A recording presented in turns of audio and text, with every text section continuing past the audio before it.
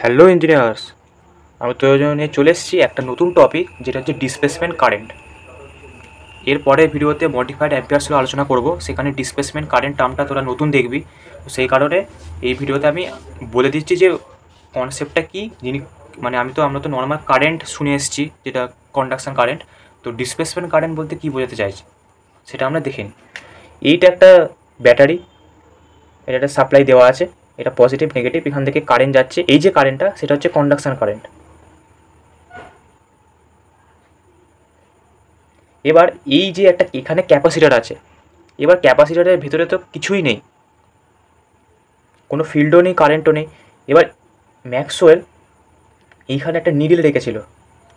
এই নিডলটা যখন রেখেছিল, অবভিয়াসলি লোহারই হবে, এরকম টাইপের এটা দেখতে হয়।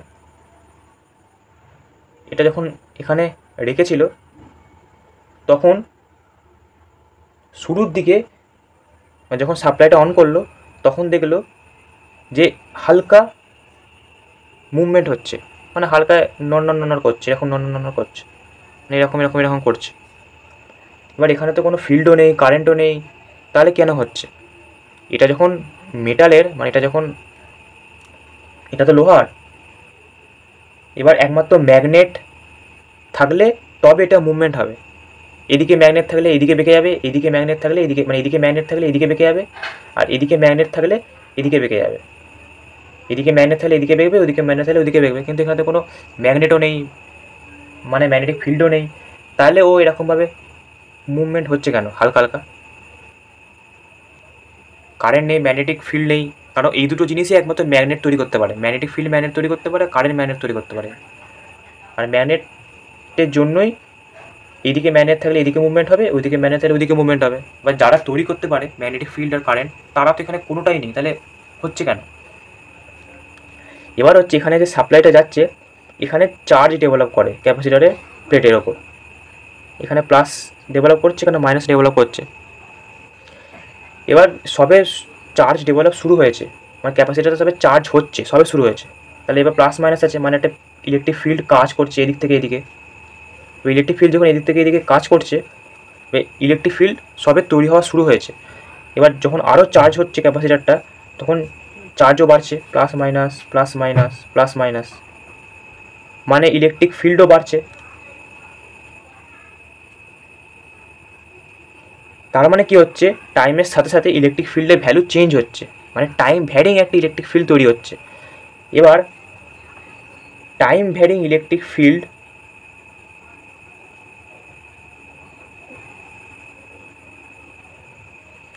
ম্যাগনেটিক ফিল্ড প্রডিউস করে।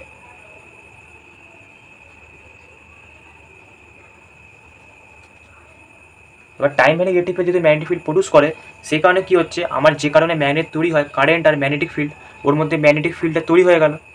এবার ওটা তৈরি হওয়ার জন্যই হালকা মুভমেন্ট হয়েছিল প্রথম দিকে।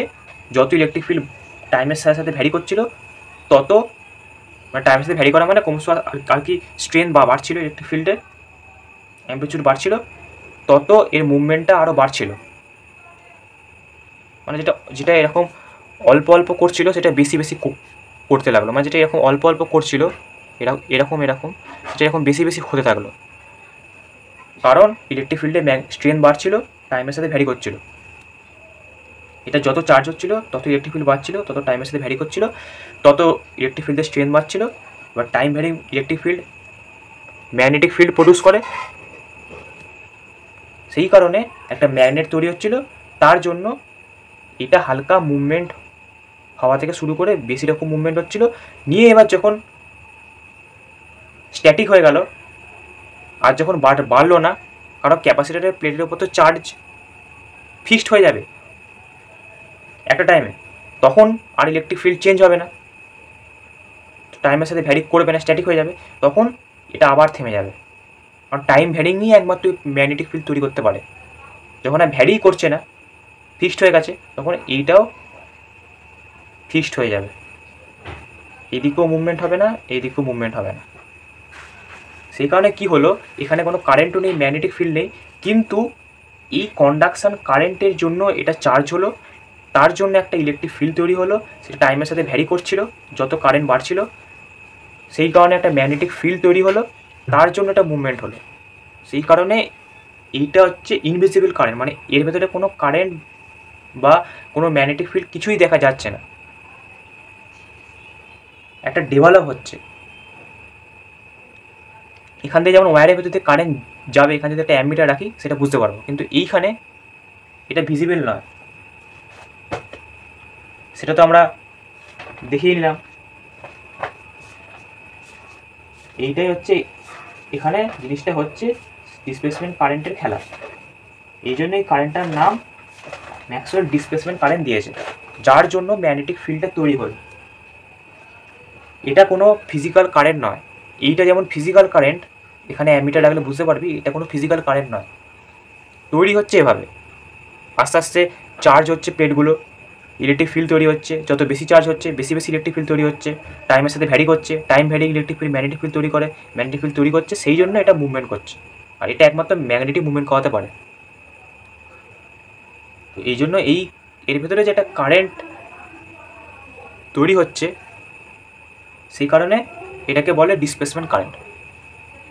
এই ডিসপ্লেসমেন্ট কারেন্টের জন্যই কারণ ইলেকট্রিক ফিল্ড আছে, ইলেকট্রিক ফিল্ড থাকা মানেই কারেন্ট থাকবে।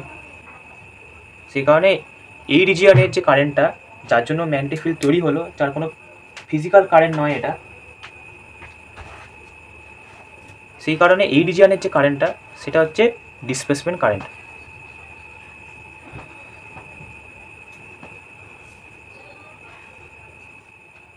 তাহলে আশা করি বোঝা গেছে ডিসপ্লেসমেন্ট কারেন্ট বলতে এটা কি চাইছে।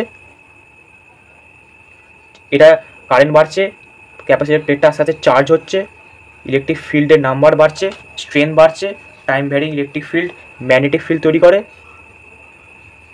সে কারণে এখানে ম্যাগনেটিক ফিল্ড তৈরি হলো, তার জন্য এইটা মুভমেন্ট হলো। আর এটাকে একমাত্র ম্যাগনেটিক মুভমেন্ট করাতে পারে। তাহলে ম্যাগনেটিক ফিল্ড যখন তৈরি হলো, সেই কারণে এটা হালকা হালকা মুভমেন্ট হচ্ছিল। এবার যখন ফিক্সড হয়ে গেল, যখন ফুল চার্জ হয়ে গেল, তখন তো আর তৈরি হবে না ইলেকট্রিক ফিল্ড, তখন আবার এটা থেমে যাবে। কারণ যতক্ষণ টাইমের সাথে ভ্যারি করছিল ততক্ষণ এটা নড়ছিল, কারণ time varying electric field magnetic field তৈরি করে। কিন্তু যখন আর ভ্যারি করছে না, তখন আর ম্যাগনেটিক ফিল্ডও তৈরি হবে না, তখন এটা স্টপ হয়ে যাবে, এখন স্টপ হয়ে যাবে। তাহলে বোঝা গেল এই যে এটা কোনো ফিজিক্যাল কারেন্ট নয়, এই রিজিয়ানে কোনো ফিজিক্যাল কারেন্ট ফ্লো হচ্ছে না, আর সেই কারণে এটা হচ্ছে ডিসপ্লেসমেন্ট কারেন্ট। এইখানে একটা যে ইমাজিনারি কারেন্ট আমরা ধরছি, এটা হচ্ছে ডিসপ্লেসমেন্ট কারেন্ট। আর এইখানে কোনো ফিজিক্যাল কারেন্ট ফ্লো হয় না, মানে কন্ডাকশন কারেন্ট ফ্লো হয় না। এখানে ডিসপ্লেসমেন্ট কারেন্ট ফ্লো হয়, যেটা একটা ইমাজিনারি কারেন্ট, যেটা ইলেকট্রিক ফিল্ড তৈরি হওয়ার জন্য তৈরি হয়েছে, তার জন্য ম্যাগনেটিক ফিল্ড তৈরি হয়েছে, যার জন্য এটা মুভমেন্ট করেছে। তো এখানে ডিসপ্লেসমেন্ট কারেন্ট থাকে, এখানে কন্ডাকশন কারেন্ট থাকে না। আর যেখানে কন্ডাকশন কারেন্ট থাকে সেখানে ডিসপ্লেসমেন্ট কারেন্ট থাকে না। তাহলে আশা করি বোঝা গেছে। এরপর যখন নেক্সট ভিডিওটা দেখবি, তখন জিনিসটা বুঝতে পারবি যে ডিসপ্লেসমেন্ট কারেন্ট যে কথাটা হট করে এলো, ওটা বলতে এটা কি চাইছে। চ নেক্সট ভিডিও দেখা হবে।